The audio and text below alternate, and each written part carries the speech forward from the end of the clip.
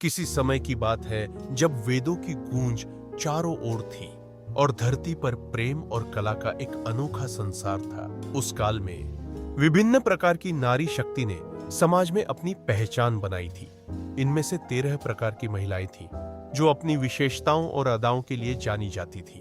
पहली थी वेश्या, जो अपने सौंदर्य और आकर्षण से राजाओं और सम्राटों का ध्यान खींचती थी। उसकी आंखों में जादू था और उसका हर कदम एक कहानी कहता था। दूसरी थी संगीतिका, जो अपनी मधुर आवाज से मन को मोह लेती थी। वह नृत्य करती, गाती और प्रेम की लहरों में लोगों को बहा ले जाती थी। तीसरी थी कौमारिका, जो युवा प्रेमियों के दिलों को छूने वाली थी। उसकी मासूमियत और चंचलता ने उसे खास बना दिया। चौथी विधवा, जिसने अपने दुखों को भुलाकर जीवन में नई आशा की किरण खोजी थी। उसकी गहरी समझ और करुणा ने उसे सभी का प्रिय बना दिया। पांचवी थी साधिका, जो साधना में लीन रहती थी। उसकी आध्यात्मिकता और गहराई ने उसे अद्वितीय बना दिया। छठी उपाध्याय, जो ज्ञान की देवी मानी जाती थी। वह शिक्षिका थी। कौशलया, जो कारीगरी और हस्तशिल्प में माहिर थी। उसकी कलाकृतियां हर दिल को छू लेती थीं।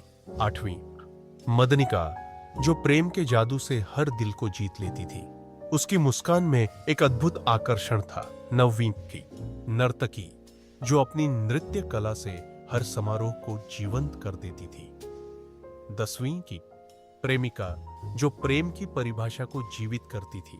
उसकी प्रेम कहानी हर किसी को प्रेरित करती थी। 11वीं चंचला, जो अपनी चंचलता से सभी को हंसाने में माहिर थी। 12वीं मोहिनी, जो अपने रूप और रंग से सबको मोहित कर देती थी। और अंतिम 13वीं क्योको स्वर्णिका, जो अपने धन और वैभव से समाज में विशेष स्थान रखती थी। इन सभी ने मिलकर एक ऐसा समाज बनाया जहां कला, प्रेम और जीवन की सुंदरता का जश्न मनाया जाता था। वे अपने अपने तरीके से समाज को समृद्ध बनाती थी और उनकी कहानियां सदियों तक सुनाई देती रहीं। इस प्रकार वैदिक काल की ये अद्भुत महिलाएं आज भी हमारे दिलों में जीवित है और उनकी कहानियां हमें प्रेरित करती है।